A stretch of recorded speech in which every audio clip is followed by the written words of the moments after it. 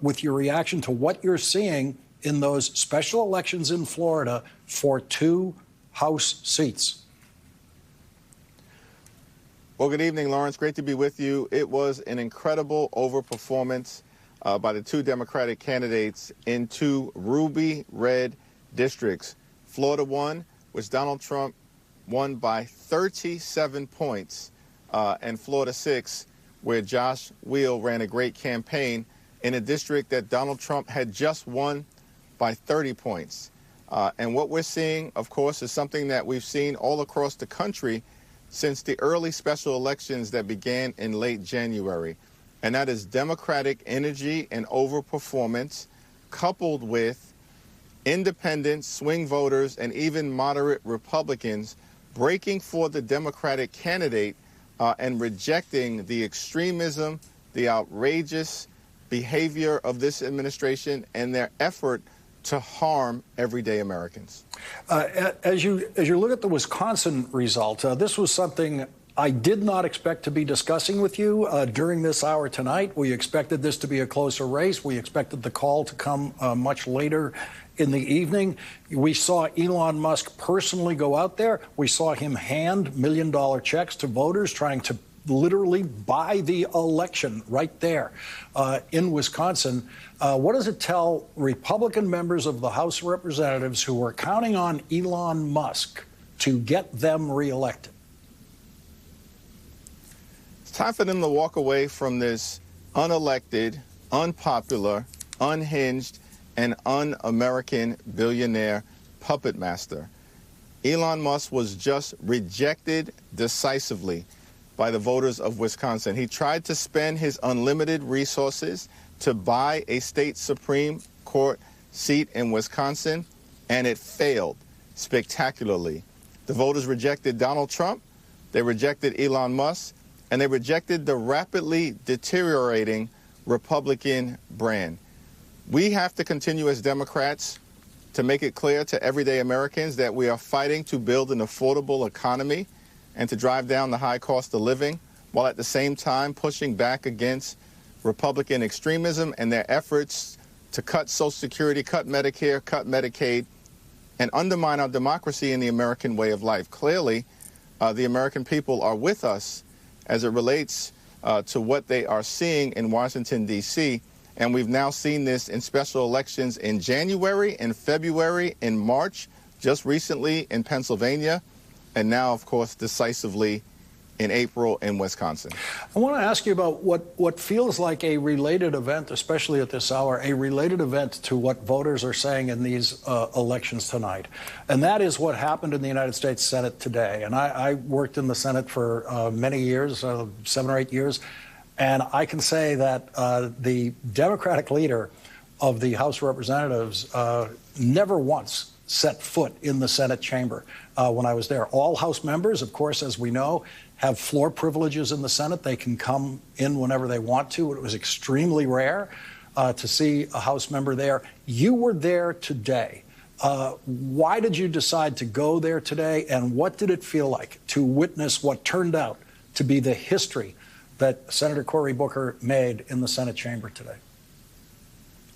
It was a very powerful experience. I had the opportunity to visit the Senate chamber twice. Initially, earlier in the day, just to express my support and solidarity for Cory, who I've known a long time. We got started in politics around the same period of time, him in Newark, New Jersey, and myself across the river in Brooklyn, New York. We were in law school around the same time, and I've long admired him. But today was really Senator Cory Booker taking it to the next level on behalf of the American people, and indeed, I would argue, Lawrence, the free world.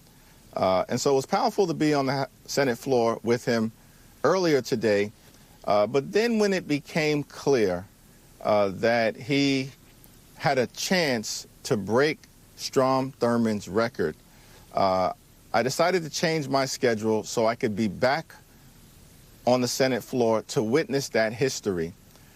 Because here you have this incredible juxtaposition of Strom Thurmond having previously delivered the longest speech in Senate history in defense of Jim Crow and racial oppression, and Cory Booker, an African-American man defending democracy and the American way of life in the face of Trump's extremism.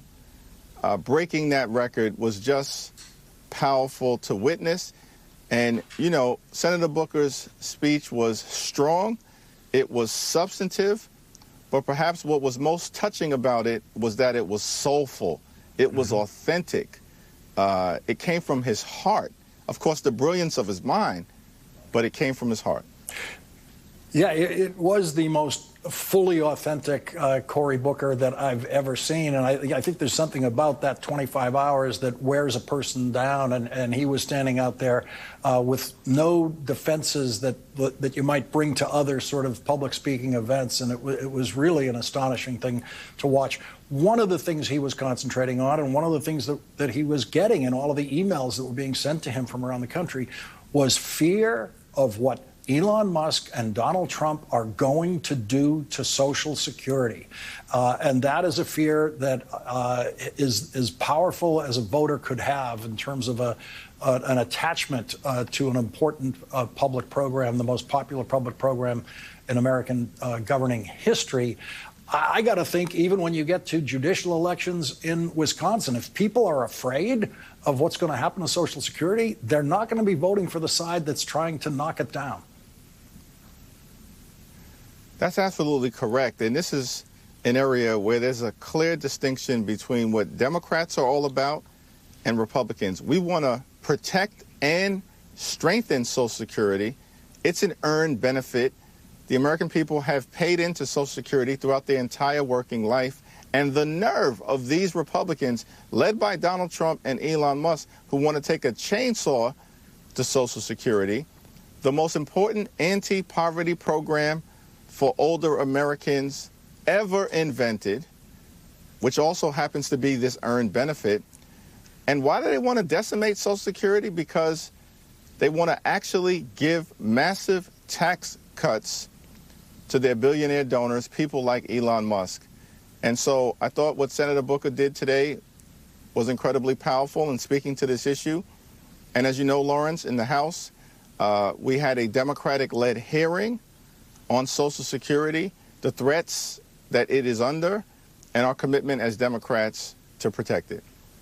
And you did. I watched some of that hearing, and you did something at that hearing. I know you were present at the hearing that Republicans would never do. You actually listened to Social Security recipients and people whose lives could not work without their Social Security check. There was a woman who testified, I saw her testify, saying her Social Security check is $1,500 a month. $1,500 a month.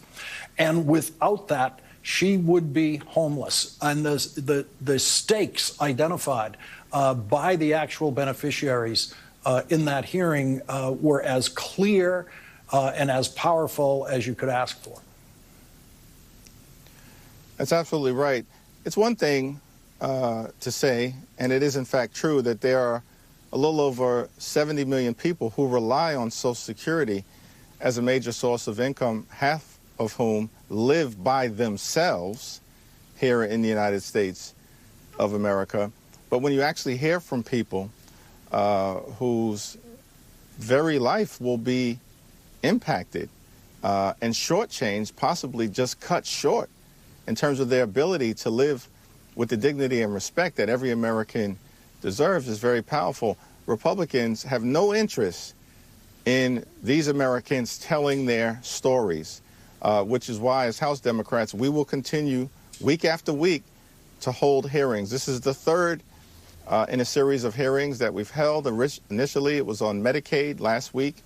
We had a hearing on nutritional assistance and the fact that Republicans are literally trying to rip food out of the mouths of babies and children in this country.